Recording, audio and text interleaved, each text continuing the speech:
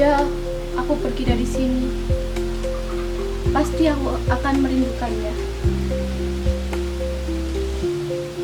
Di sini biaya hidup murah, rumah sendiri.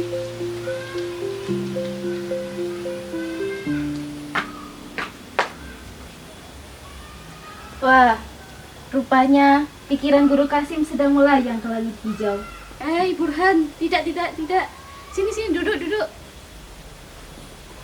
Sudah lama aku tidak bertemu dengan Guru Burhan. Kemana saja? Katanya Nyonya sudah pulang lama. Ku dengar kau sudah menikah lagi.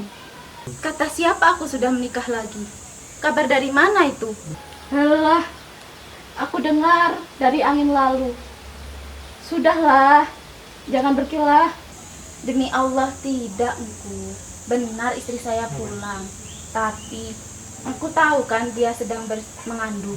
Mana mungkin ku tinggalkan begitu saja. Kalau hati sudah tertaut dengan tempat lain, maka semua alasan itu akan jadi dikatakan. Tidak, Engku. Saya bukan pendukung poligami seperti orang-orang di kampung ini. Cukuplah satu istri bagi saya. Ya. Sudahlah, aku hanya bergurau. Lalu bagaimana dengan kabar iparku itu? Tidak ada kabar. Entah sudah bersalin, entah belum. Aku juga tidak tahu. Belum tahu dan tidak tahu. Kenapa dia tidak melahirkan di sini? Itu dia masalahnya. Ibunya datang dari kampung dan bersikeras membawanya pulang. Lalu kau biarkan begitu saja? Apa daya aku, Engku? Aku ini orang semenda di keluarga mereka. Aku katakan, lebih baik bersalin di sini. Ada dokter, ada teman. Tapi mertuaku bilang, anakku bukan terbuang. Dia masih punya saudara di kampung. Gitu katanya. Wah, berat juga kalau begitu. Tapi, bukankah kita semua tahu bahwa istri guru dulu sering membantu teman-teman kita melahirkan? Itu juga aku katakan. Tapi mertuaku bilang, aku ini sok suci, sok bersih, sok segalanya. Padahal aku hanya ingin anak dan istriku ini selamat, Engku. Memang berat jadi menantu di negeri kita ini. Apa yang kita kehendaki benar, belum tentu benar dikata mertua. Benar sekali. Dan akhirnya karena aku tak bisa melawan, kuizinkan juga Saleha pergi bersamanya. Hati terasa perih. Tapi aku bisa apa? Aku sadar, aku bukan siapa-siapa di keluarga mereka. Misi, Paket. Untuk ada guru-guruan di sini. Ini paket untuk guru berdua. terima kasih.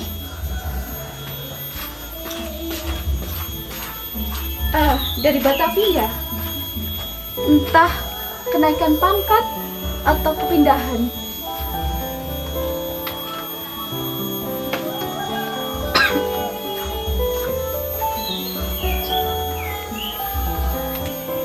Alhamdulillah, aku dinaikkan pangkat jadi guru kepala di Pontianak.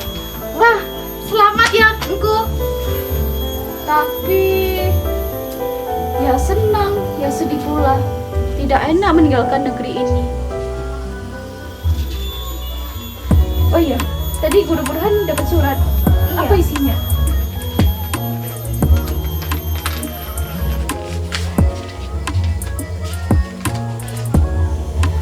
Alhamdulillah, istriku sudah melahirkan anak laki-laki Jumat lalu pukul 12. Alhamdulillah.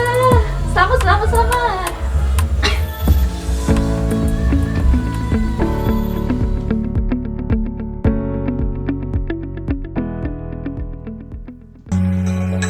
Langit dihuni caman, senja memanggil pulang. Doa pun mulai tersebar lewat besi alang-alang. Hari sudah senja kala, tapi ibu dan anak kita masih belum pulang. Jamilah, tadi kau bilang kan kepada ibu bahwa anak kita akan diantar pulang. Ya, Bapak pun jika tidak pulang ke Birugo pasti akan membawa mereka ke sini bersama. Saya sudah memasak lebih dari biasanya karena beliau biasanya makan malam di sini. Lama benar ibu ini datang.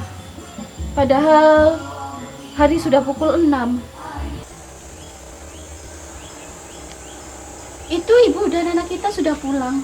Tampaknya bapak tidak di rumah. Sepertinya Bapak pulang ke Birugo karena beliau gilirannya ke sana.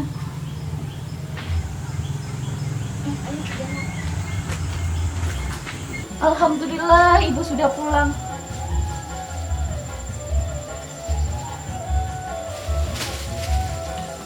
Kemana saja ibu? Dari tadi kami melihat jalan raya, tapi ibu tidak pulang-pulang. Kemana lagi? Seharian ini saya tidak kemana-mana. Saya terlambat datang karena banyak kerja juga. Menyiram tanaman di belakang rumah, memasukkan ayam ke dalam kandang, dan menutup pintu rumah. Ya sudah, masuk-masuk bu.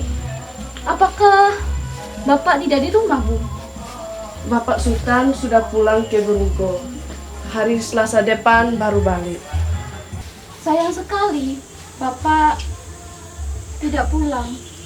Padahal ada yang ingin saya bicarakan. Kabar apa? Nanti ibu akan tahu juga, tidak ada yang perlu dikhawatirkan. Mama, Datuk Besar, kalau tidak dipanggil ke sini, beliau juga tak akan datang. Beliau itu lupa anak, lupa saudara. Sukanya di rumah saja. Barangkali kalau ibu sudah meninggal, beliau juga tidak akan tahu kalau tidak diberitahu. Ajam, jemputlah Mama Datuk Besar ke Jangka. Kalau beliau tidak berhalangan, minta datang sebentar. Baik, Ibu. Ibu, sebentar lagi Syahrul akan bersekolah, Bu. Masih kecil benar, Sultan. Kalau tidak salah, baru 4 atau 5 kali menyambit sampai sekarang. Tidak, Bu. Syahrul setahun lagi sudah berusia 6 tahun. Mungkin ibu yang salah kira-kira. Saya telah mengingatnya dan sudah saya tulis. Itulah Bu yang saya pikirkan. Dia adalah anak laki-laki. Saya ingin menyekolahkannya di HIS. Tetapi Bu, di sana sulit benar untuk kita masuk. Apa pula susahnya, Sultan? Di sana itu Bu, anak orang biasa akan sulit untuk masuk karena akan diseleksi. Dia sekolah HIS akan melihat siapa bapaknya, berapa gajinya, dan apa pangkatnya. Kalau begitu susah juga. Tapi ada jalan lain. Kalau sesuai pikiran Sultan, baik dilakukan. Lantas jalan apa Bu? Dulu waktu Mamak Sultan masuk sekolah, Datuk membawa buah tangan kepada gurunya. Nah, mungkin sekarang boleh melakukan hal yang sama kepada gurunya itu. Kalau jalan seperti itu sulit Bu. Itu hanya dilakukan pada zaman dahulu. Kalau sekarang akan malu untuk melakukan. Sekolah HIS tidak akan menerima Bu. Kalau Syahrul tidak diterima, ya tetap tidak diterima Bu. Begitu. Mama,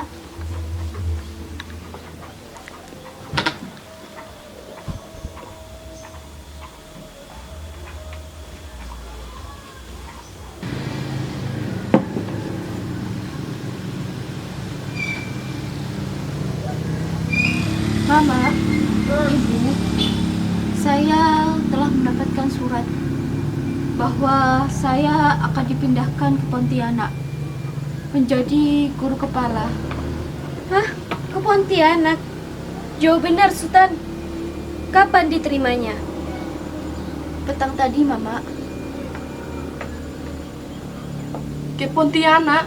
Bukankah Jalia itu anak pula yang sudah dibawa ke sana oleh suaminya? Katanya negeri Dayak itu suka bikin memenggal kepala. Ya, memang benar, Ibu. Tetapi itu di hulu.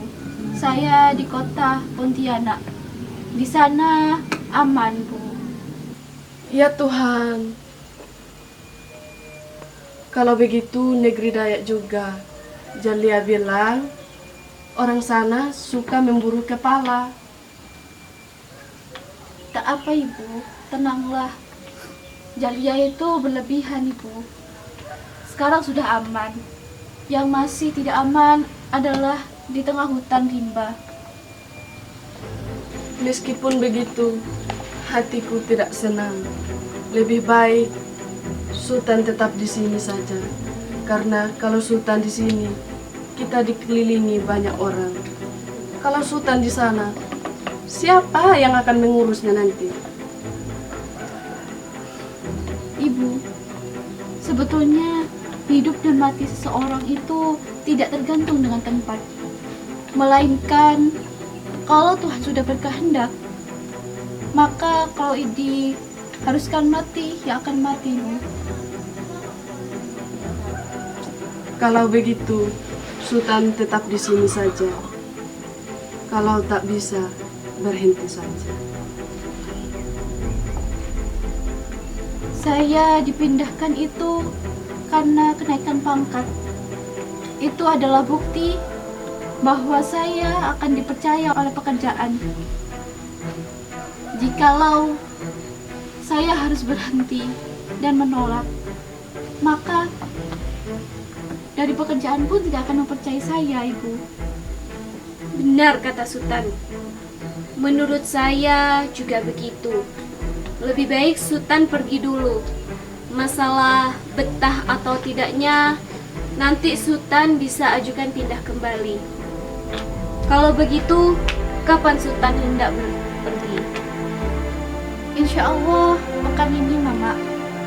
Karena saya harus sampai ke pekerjaan sebelum akhir bulan. Tak apa, Ibu. Izinkan saya, Jamilah, dan Syahrul pergi ke Pontianak. Insya Allah kami akan selamat. Kalian? Maksud Sultan membawa Jamila juga? Tentu, Ibu. Hanya Jamilah lah istri saya. Tidak mungkin. Tidak, Sultan. Aku tidak bisa berpisah dengan mereka sejauh itu. Tidak, Sultan. Jamila tidak boleh ikut.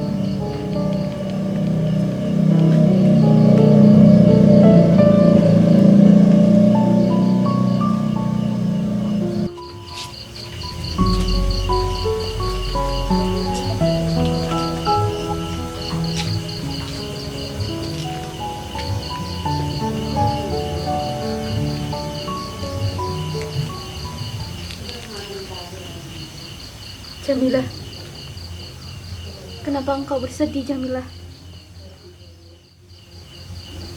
Coba katakan padaku, apa yang terjadi, Jamilah? Tuan, bagaimana ini saya baiknya, Tuan? Saya hilang akal dibuatnya. Ibu tidak mengizinkan saya pergi, Tuan. Katanya, ibu akan bunuh diri kalau saya pergi. Apa? Jadi kamu sudah bilang, Jamilah? Engkau sudah bilang? Sudah, Tuan. Tadi saat Tuan pergi ke sekolah, ayah datang, Tuan. Ayah mengizinkan dengan penuh hati, tapi ibu tetap membantah. Saya tak sanggup berpisah dengan Tuan walaupun sehari saja. Ya, saya tahu, Jamilah. Tapi jika kita paksa, nantinya kita bakal berpisah. Maka dari itu, Jamilah, kita harus ikuti kata Mama Datuk Besar. Siapa tahu beliau bisa membujuk ibu. Nanti jika beliau tidak bisa membujuk ibu, maka aku akan menjemputmu. Tenanglah, Jamilah. Lagi pula, puasa hanya 30 hari, bukan? Itu hanya waktu yang sebentar. Sabarlah, Jamilah.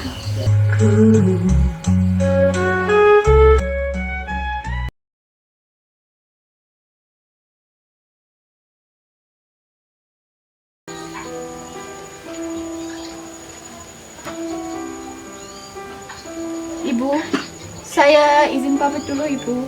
Mohon doa restunya. Selamat berangkat, Sultan. Semoga dipelihara Tuhan dan jangan lupa liburan puasa nanti pulang. Pasti, Ibu. Terima kasih. Jamilah, tolong jaga dirimu dan jaga Syahrul. Puasa nanti kita akan bertemu. Semoga kita bertemu dalam keadaan sehat, Jamilah.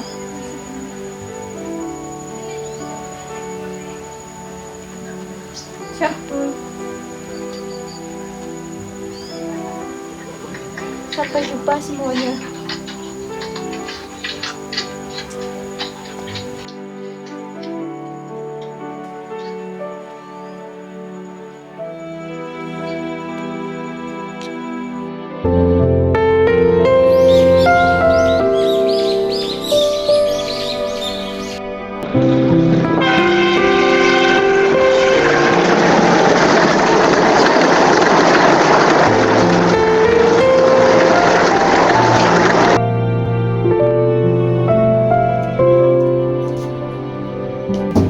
Paket. Siapa? Ada paket dari Bukit Tinggi. Terima kasih. Kakandaku yang tercinta, sudah hampir 2 bulan Kakanda dirantau orang. Di rumah ini, tiada hari berlalu tanpa Adinda mengingatmu. Badan Adinda sudah layu dan sengsara. Pulanglah, Kakanda. Bulan puasa ini, Adinda telah membujuk ibunda. Kini, kami diizinkan menyusul Kakanda. Peluk cium kami berdua, Adindamu, Jamilah.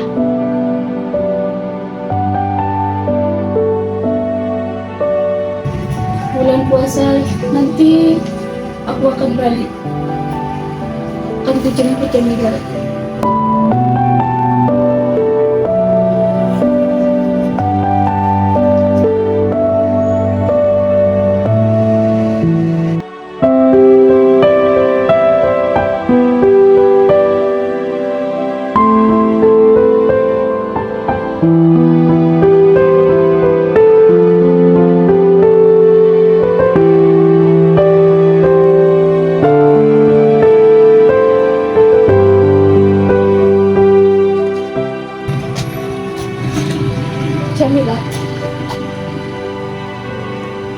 akan suka tanaman-tanaman ini. Dan Syahrul, dia akan bermain di halaman ini.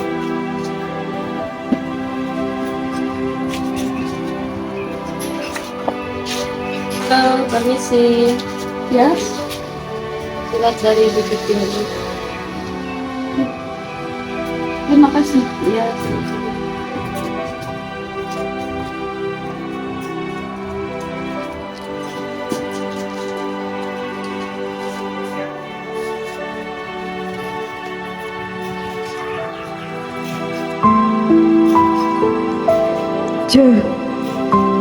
Jamilah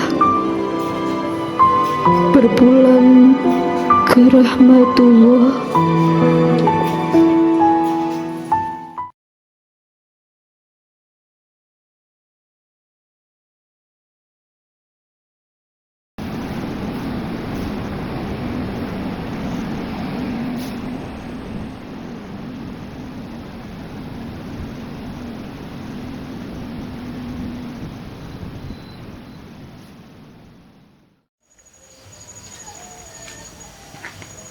Syahrul, ayah, apa kabar nak? Di mana nenekmu? Nenek di Parak, ayah. Coba panggilkan, bilang ayah sudah datang.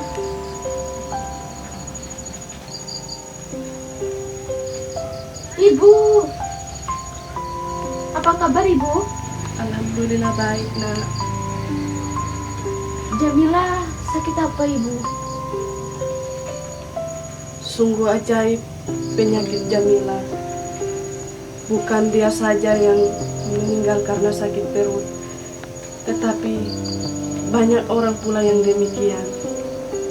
Baru seminggu ini agak tenang sedikit, tak terdengar tangis yang ditinggal di keluarganya.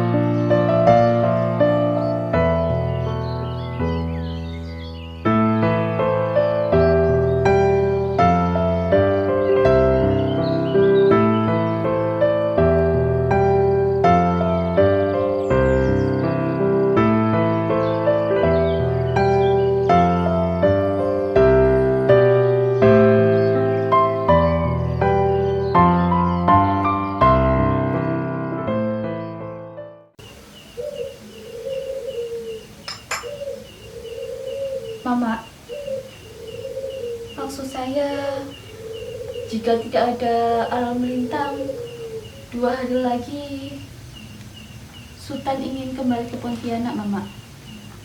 Apa sebab Sultan tergesa-gesa hendak berangkat? Bukankah sekolah buka selepas puasa dapat 8 hari lagi hari raya? Berayalah di sini daripada di rantau orang. Ya benar, Mama. Namun Sultan ada pekerjaan di sana. Kerja sampai malam hari. Saya perlu ke sana, Mama. Tidak dapatkah Sultan bercuti sepekan lagi? Mamak Sultan datang dari Payakumbuh, hendak ingin bertemu Sultan, karena hendak ingin diperundingkannya. Tak mungkinkah Sultan menunggunya sampai dia datang? Karena Dia sangat berpesan kepada saya. Tentu saja yang akan diperhentikan tentang perkawinan jua. Tidak. Saya tidak siap, Mama. Saya tidak siap menggantikan Jamilah. Susah benar ya rupanya. Baiklah, saya akan sampaikan. Jadi Sultan akan berangkat sendiri kah ke Pontianak? Itulah yang ingin saya bincangkan dengan Mama. Keperluan saya pulang adalah berhubungan dengan Syahrul. Sudah 3 bulan ini kami terpisah. Entah bagaimana perasaan Syahrul, utamanya ketika Jamilah meninggal. Kalau boleh, Mama mengizinkan, biarlah saya bawa pulang Syahrul ke Pontianak. Jika Syahrul Sultan bawa, bukankah Sultan akan repot di sana? Bagaimana nanti kalau Sultan sekolah, sakit, kalau ada apa-apa? Nanti pekerjaan Sultan yang akan terganggu. Beda lagi kalau Sultan sudah menikah, pasti akan ada yang menjaga Syahrul. Mengenai melarat dan manfaat, itu saya sudah pikirkan. Insya Allah, Syahrul di sana selamat dan tak kurang suatu apapun. Coba jelaskan kepada saya siapa akan menjaga Syahrul nanti di sana. Dengan seorang nenek tua. Beliau walaupun sebatang kara, namun dikatakan berada jua. Tampak nyata senangnya ketika saya bilang bahwa Syahrul hendak ke Pontianak. Jadi Sultan akan pertaruhkan Syahrul kepada orang yang bukan keluarga. Dalam seminggu saja, sepertinya mereka sudah bosan menjaganya karena luar biasa nakalnya Syahrul. Walaupun berbeda bangsa, tidak sepulau dengan kita, tetapi selama 3 bulan ini saya nampak beliau sangat baik hati. Saya yakin bahwa nenek itu akan menjaga Syahrul dengan baik, bahkan lebih baik dari famili kita.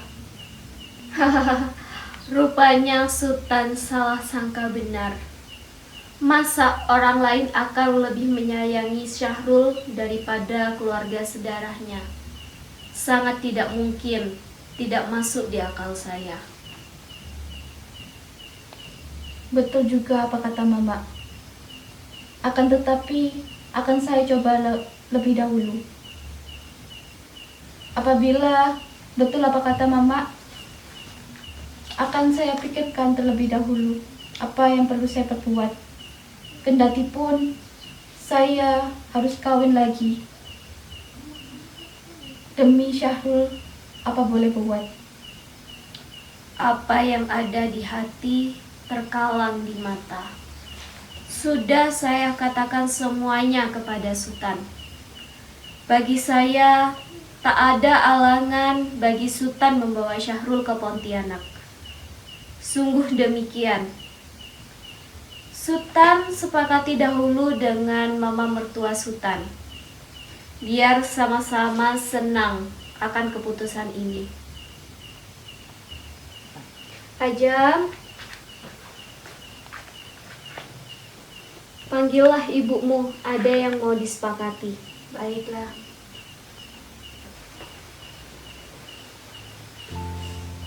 Ibu, insya Allah hari Ahad saya hendak ke Pontianak, Ibu. Kalau begitu, Sultan tak dapat beraya di sini.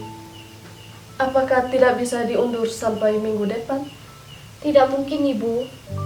Sebab saya ke Pontianak berhubung dengan pekerjaan pula.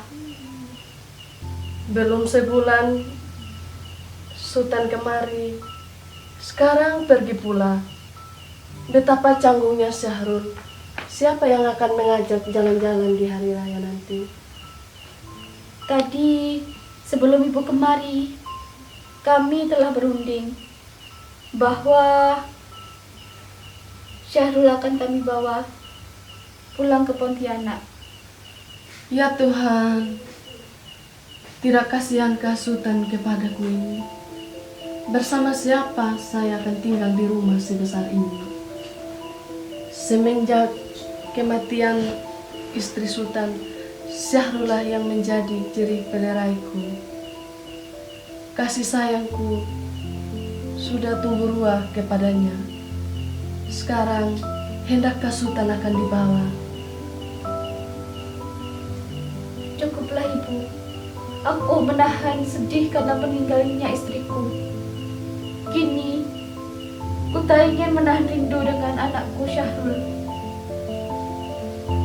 Tak apa ibu, nanti bulan puasa kami akan berkunjung menemui ibu. Jika Sultan ingin Syahrul tidak bernenek lagi, sesuka hati Sultanlah. Biarlah saya mati kejang sepeninggalnya. Tetapi saya minta pada Sultan, janganlah hendak bawa cucuku. Ibu, kasih sayang bapak atau ibu pada anaknya tidak dapat dibandingkan. Tolong kasihanilah saya sedikit, ibu. Tentu ibu banyak saudara di sini. Akan tetapi saya sebatang kara di negeri orang. Tidak mungkin Syahrul berpisah dariku Sultan, dan tak dapat pula aku sampai kurus kering, tinggal kulit dan tulang. Akhirnya akan mati juga. Asal tidak menuruti apa kata hati, tidak akan pula seperti itu agaknya. Lagi pula, sebentar lagi Syahrul akan masuk sekolah. Biar saya yang mengurusnya. Tentang sekolahnya itu, Sultan jangan susahkan, karena masih ada mamaknya yang akan mengurus dan menyerahkannya sekolahnya. Jika memang benar begitu agaknya dan kerasnya mamak terhadap Syahrul, maka saya akan mengalah. Biarlah saya pergi ke Pontianak sendiri. Sungguh, Syahrul benar anak kandungku, namun kemakan mamaknya.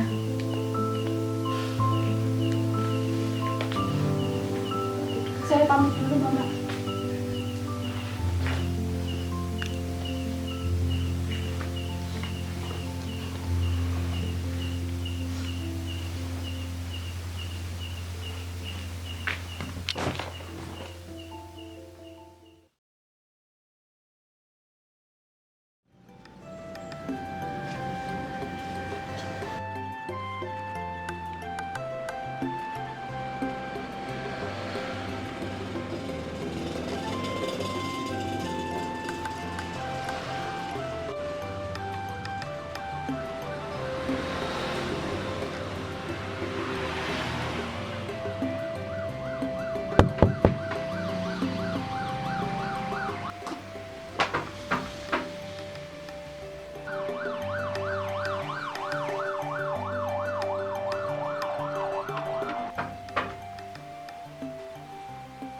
Sepertinya ada tamu.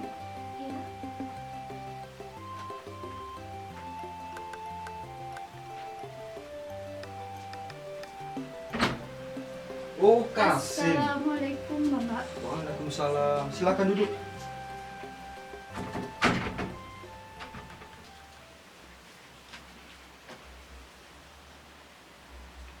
Kenapa Kasim kesini malam-malam? Sebetulnya tidak ada, Mama. Hanya saja saya ingin menemui Mama. Sebab lusa saya akan pergi ke Pontianak. Tidakkah Kasim berhari raya di sini dahulu? Tidak sempat, Mama. Sebab kapal akan datang lusa. Kalaulah saya menunda, maka saya akan terlambat, Mama. Bukankah perkataan Datuk Besar dan mentua saya itu menyangatkan hati, Mama?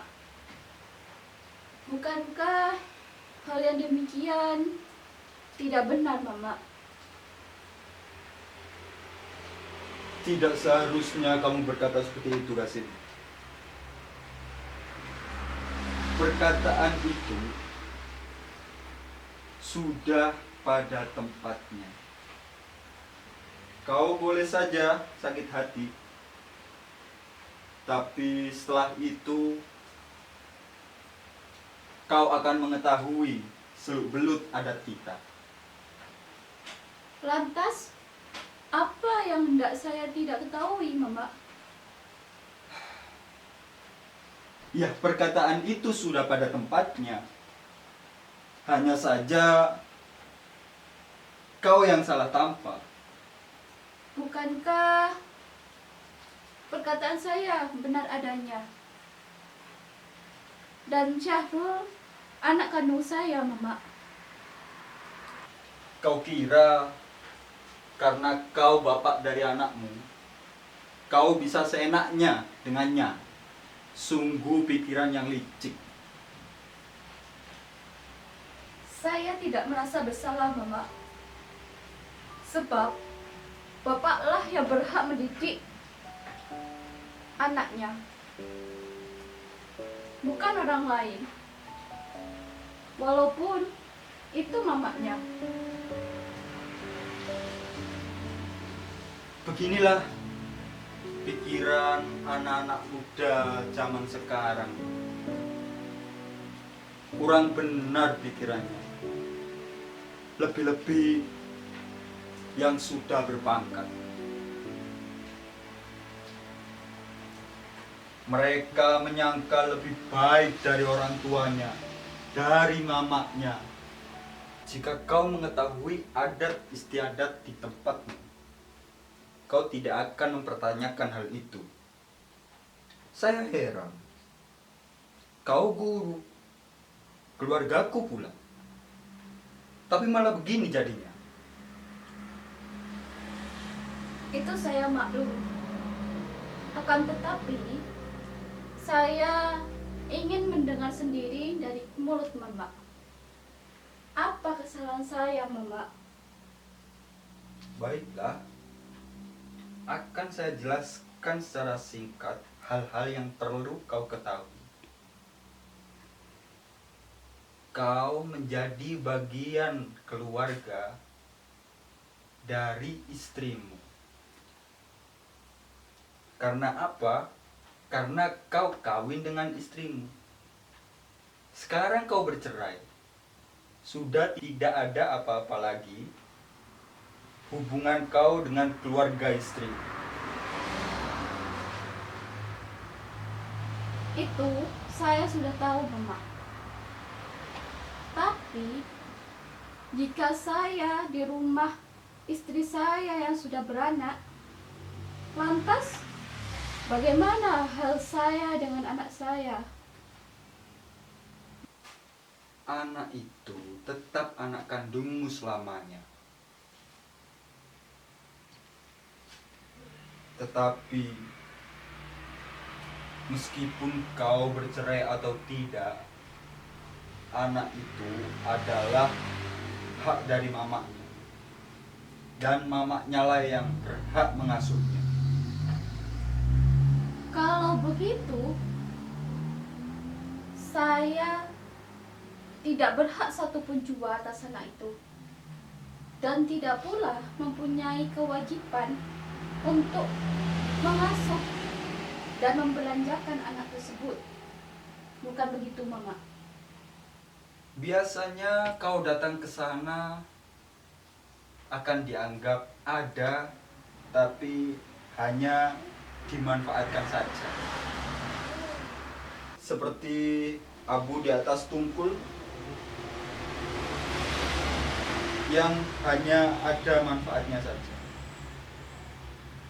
Kau boleh pergi dari keluarga istrimu bila kau sudah tidak suka pada istrimu. Oh, jadi saya hanya orang yang memperkembang kaum keluarganya saja. Bukan begitu, Mama? Ya, begitulah kira-kira. Jangan hanya memikirkan satu kesalahan saja, tapi selidikilah dahulu akar mulanya. Hendaklah perhatikan bagaimana adat yang telah diturunkan oleh nenek moyang kita. Jika menurut Mama begitu, saya yakin. Tetapi saya pintar. Sama halnya kita berkaki empat. Bukankah begitu menurut pikiran Mama? Lidah memang tidak bertulang. Bukanlah benar juga bahwa kebanyakan anak zaman sekarang itu terlalu tergesa-gesa untuk menentukan sesuatu. Menyalahkan sesuatu tanpa dipikirkan dulu. Bukan saya menyalahkan Mama. Maksud saya demikian adalah menuruti apa perkataan Mama. Jikalau orang lain mendengar demikian, pasti akan sama halnya dengan saya. Dengarkan penjelasanku. Kau tidak berhak atas anakmu.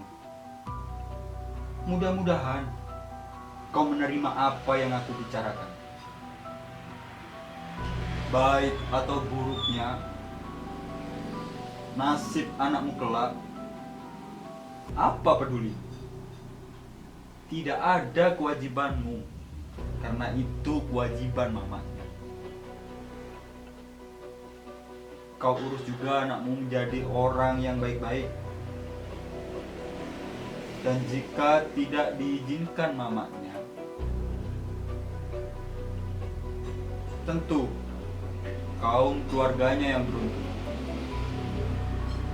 Tetapi mustahil diizinkan, karena itu suatu penghinaan kepada kaum keluarga.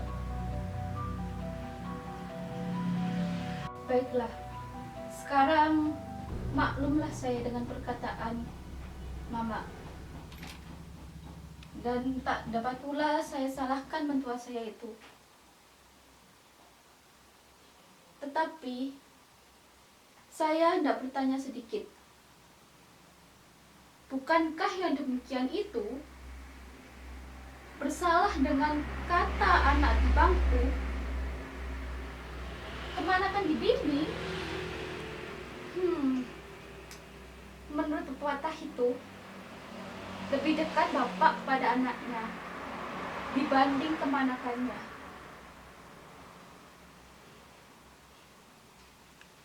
Tidakkah bunyi itu bersalah dengan pengertian orang yang di kampung ini? Nah, patutlah hal itu dibiarkan saja. Bersalahlah orang-orang yang memakainya.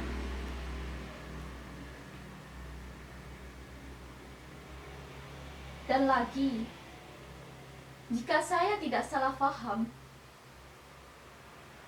adat bersendiri syarak, sedangkan syarak bersendiri adat.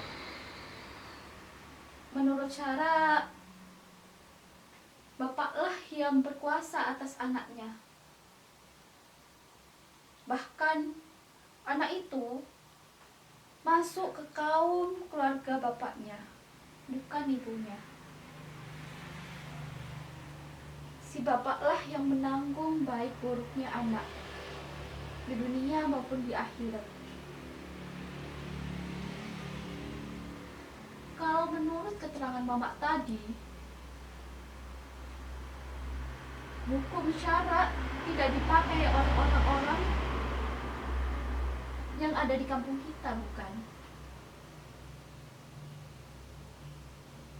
Sungguh pun demikian.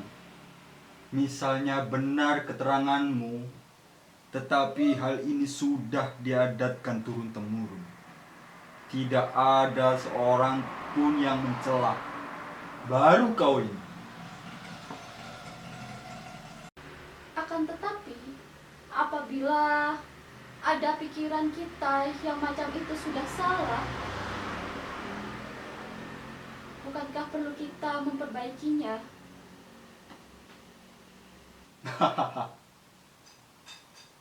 Kau sangka akan dapat mengubah adat yang telah berurat dalam sekejap mata? Saya rasa perkara mustahil saja dapat mendatangkan bahaya bagi kau. Maksud saya bukan begitu, Mama. Saya percaya juga bahwa hal demikian akan mendatangkan bahaya. Karena barang sesuatu yang menguntungkan bagi orang lain, jika dihalangi, tentu akan memberikan amarah. Apa maksud dari perkataanmu itu, Kasim? Tak dapat tiada laki-laki yang besar nafsunya, suka beristri banyak, sesuai dengan keterangan Mama tadi. Sebab ia adalah orang yang diselang untuk memperbanyak kaum lainnya.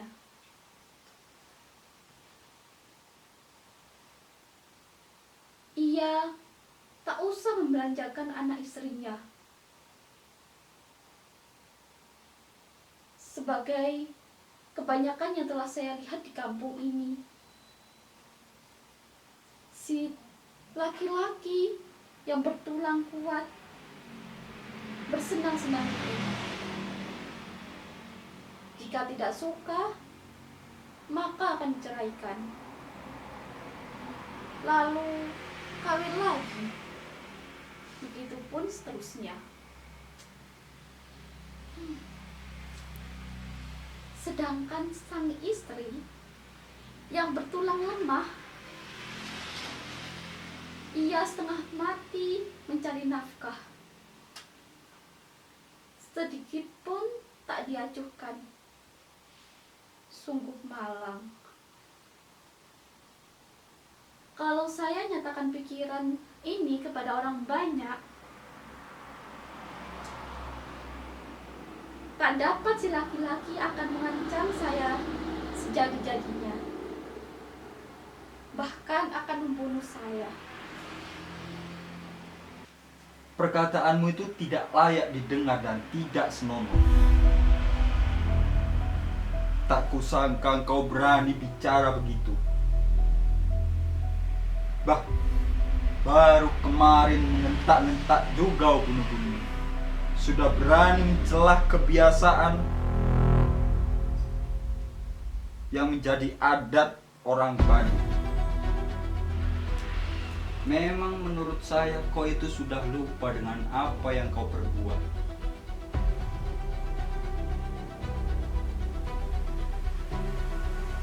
Setelah istrimu meninggal, kau selalu datang ke kuburannya dan kau selalu mendoakannya.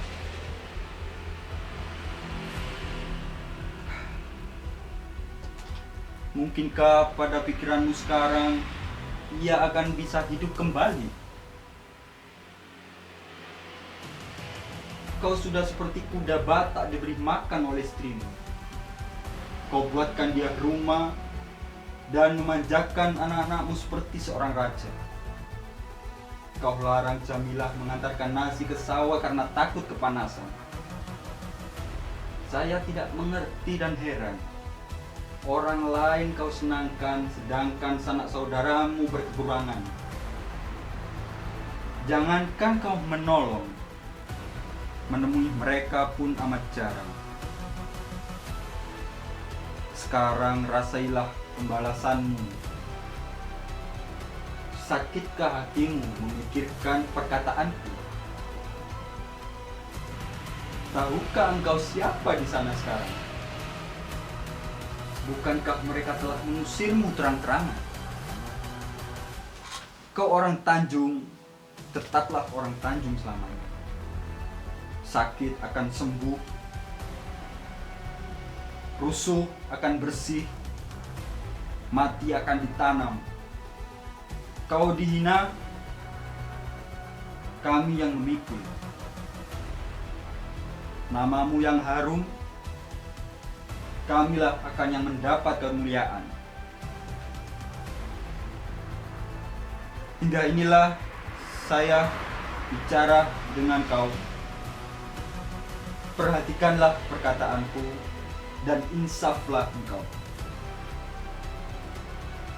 Jika ada sesuatu yang ingin kau kerjakan, maka berbicaralah kepada keluargamu. Karena sudah larut, tak usah engkau mengemis-ngemis hendak membawa anakmu. Setelah ini, biarkan aku memikirkan apa yang baik untukmu.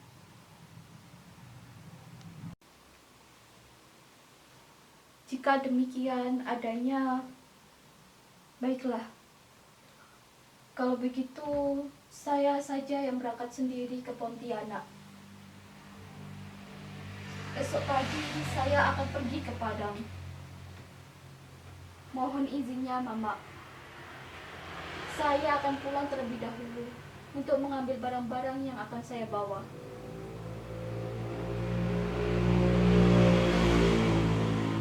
Baiklah, kalau begitu kita ketemu di stasiun.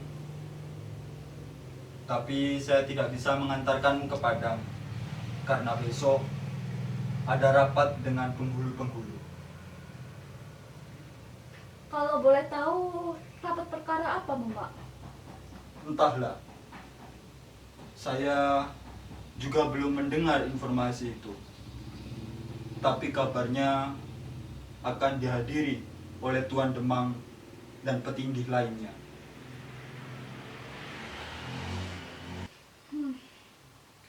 Jika demikian penting rapat tersebut, tak usah Mama mengantarkan saya ke Padang. Biarkan saya yang pergi sendiri. Buang-buang uang saja. Baiklah. Assalamualaikum. Waalaikumsalam.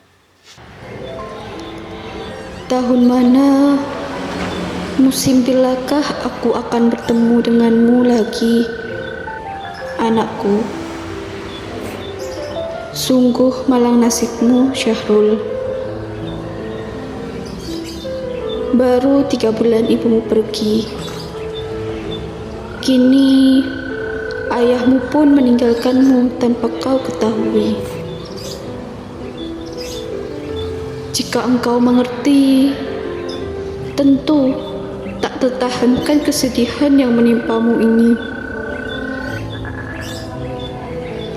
Untunglah kau masih kecil,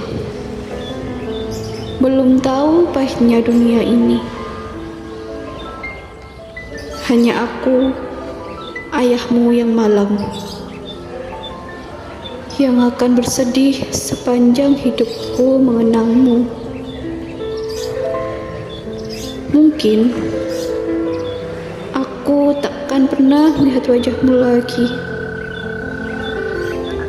karena perbuatan orang-orang yang kejam itu.